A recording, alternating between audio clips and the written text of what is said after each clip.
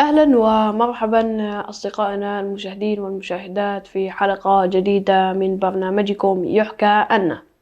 حكايتنا اليوم بعنوان في الاتحاد قوة. هيا نبدأ يا عبد السلام.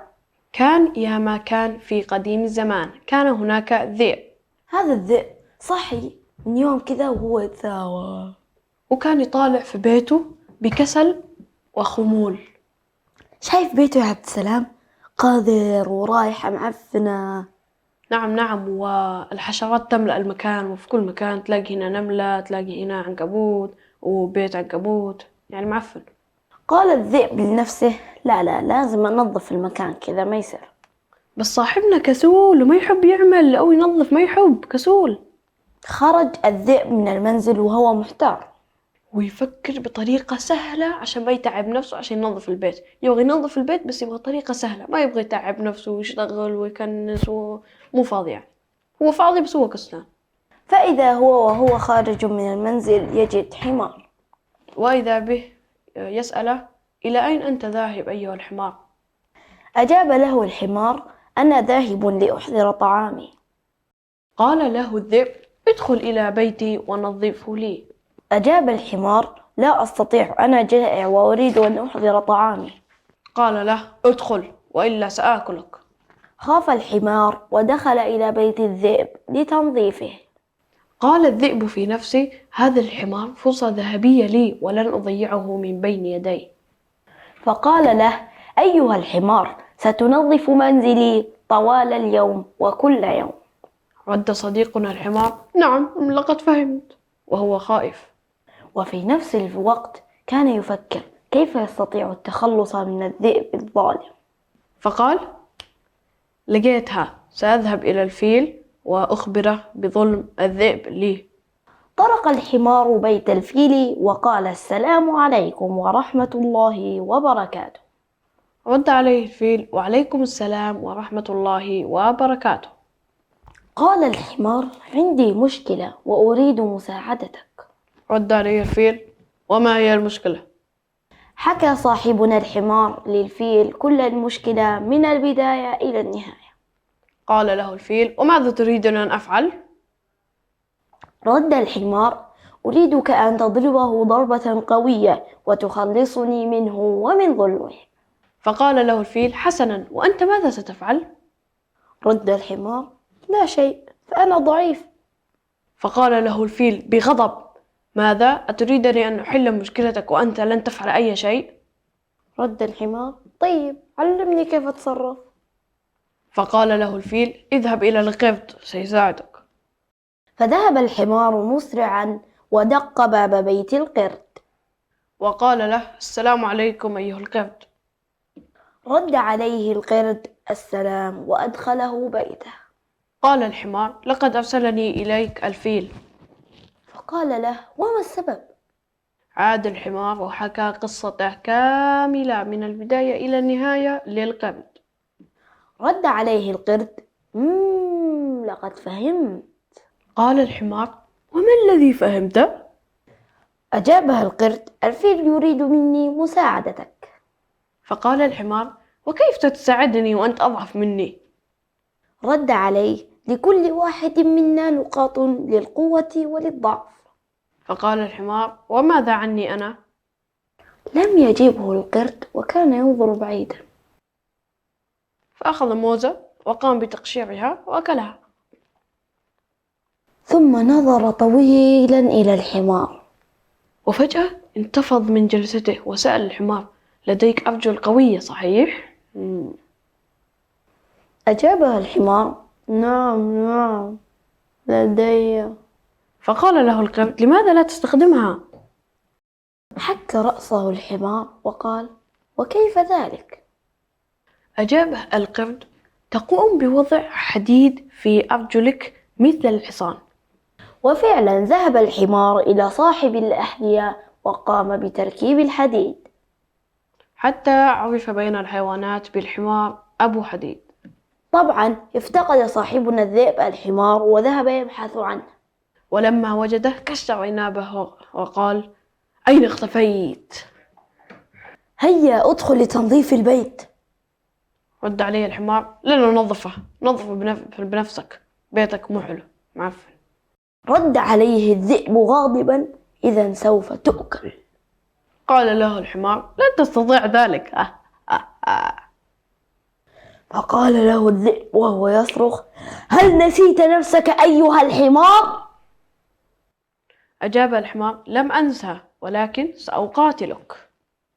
أصدقائي الأعزاء، سنواصل تكملة حلقتنا الجميلة ولكن بعد فاصل قصير. لا تذهبوا بعيدا، فاصل ونواصل.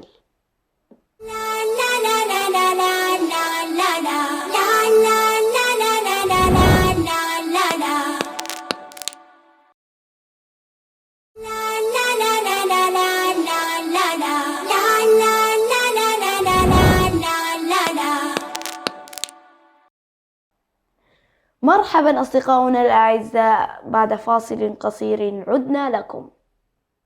وحكاياتنا الممتعة في الاتحاد قوة. أين وصلنا يا موفق؟ نعم، توقفنا عند استعداد الحمار للقتال مع الذئب. صحيح، وقد جهز أقدامه الحديدية لكي يضرب بها الذئب. فلما رأى الذئب هذا قال له: اذهب اذهب. فأحس الحمار بالانتصار، فقال له: إياك أن تعترض طريقي وإلا سأقاتلك.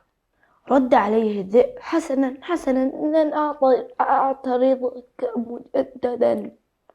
فرح الحمار بانتصار الساحق على الذئب، والذي ذهب يبحث عن ضحية أخرى لتنظف بيته.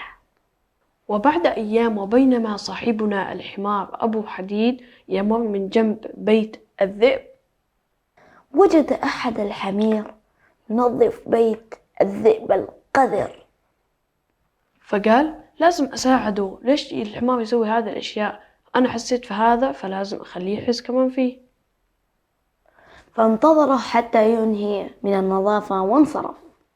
لحق به وسلم عليه.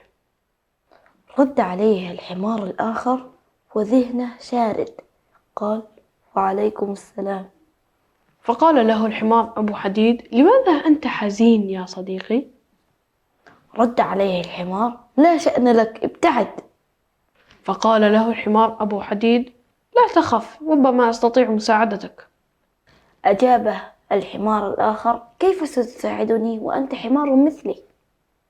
وواصل: هذا الذئب الظالم يجبرني على تنظيف بيته المعفن كل يوم. فقال له الحمار أبو حديد: ولماذا تسمع كلامه؟ فقال له: لو لم أنظف سيأكلني. وأضاف بسخرية: لو كنت مكاني كيف ستتصرف؟ فقال له أبو حديد مبتسما: فعلا لقد كنت في مكانك. فانتفض الحمار وقال له: ها، وماذا فعلت؟ أجابه أبو حديد: لقد قمت بتركيب هذا الحديد لكي يدافع به عن نفسي ضد الذئب. سأله الحمار: وماذا فعل الذئب؟ أجاب أبو حديد: تركني وذهب ليبحث عن شخص مغفل، عن حمار مغفل لكي ينظف بيته المعفن. سأله الحمار غاضبا: أتقصد أنني مغفل؟ فأجابه أبو حديد: نعم، وأنا كنت مثلك. نظر الحمار إلى الحديد وقال: إذن الحل في الحديد. فانطلق إلى صانع الأحذية ووضع حديد في قدميه وأخاف الذئب.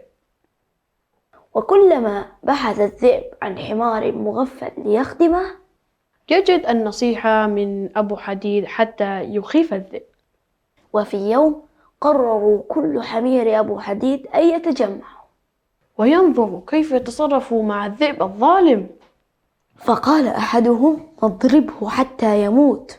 وقال آخر: بل نطرده إلى مكان بعيد جدا جدا. لكنهم اتفقوا في النهاية على أنه ينظف كل البيوت. وفي الصباح ذهب جميع الحمير إلى بيت الذئب، والذي ارتعب من حشود الحمير الذي يلبسون الحديد. فقال لهم وهو خائف: ماذا تريدون؟ قالوا له: لا بد من أن تسد الدين الذي عليك. فقال لهم: لم أخذ أي أموالا من أحد، وهو خائف جدا. ردوا عليه: بل قمت بظلمنا جميعا. ويجب عليك أن تنظف جميع البيوت ثم تغادر الغابة. حس الذئب بخطورة الموقف فوافق. وقام بتنظيف جميع بيوت الحمير حتى المساء. وبعدها تم طرده من الغابة وهو ذليل. وأحس بظلمه للحمير. فرح جميع الحمير في الغابة. وأقاموا احتفال كبير بهذه المناسبة. وبينما هم جلوس سألوا أول حمار: لماذا ساعدت الجميع ولم تهتم لنفسك؟ أجابهم: ما لا أرضاه لنفسي ما لا أرضاه لإخواني. وأيضا لم نهزمه إلا بالاتحاد، ففي الاتحاد قوة. فصفق له الجميع وشكروه على ذلك. حسنا يا أصدقاء، انتهت الحكاية، لكن ماذا عن الدروس المستفادة؟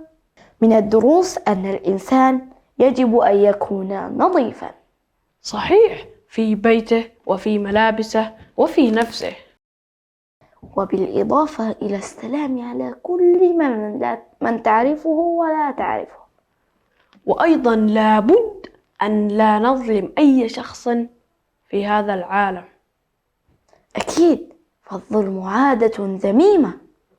أما أهم نقطة فهي الاتحاد والتعاون كما قلنا سابقا. نعم يا عبد السلام، ففي الاتحاد قوة. وما الذي استفدتموه أنتم يا أصدقاء؟ أرسلوا لنا الفوائد على رقم القناة. نراكم في الحلقة القادمة بإذن الله. إلى اللقاء. إلى اللقاء. لا لا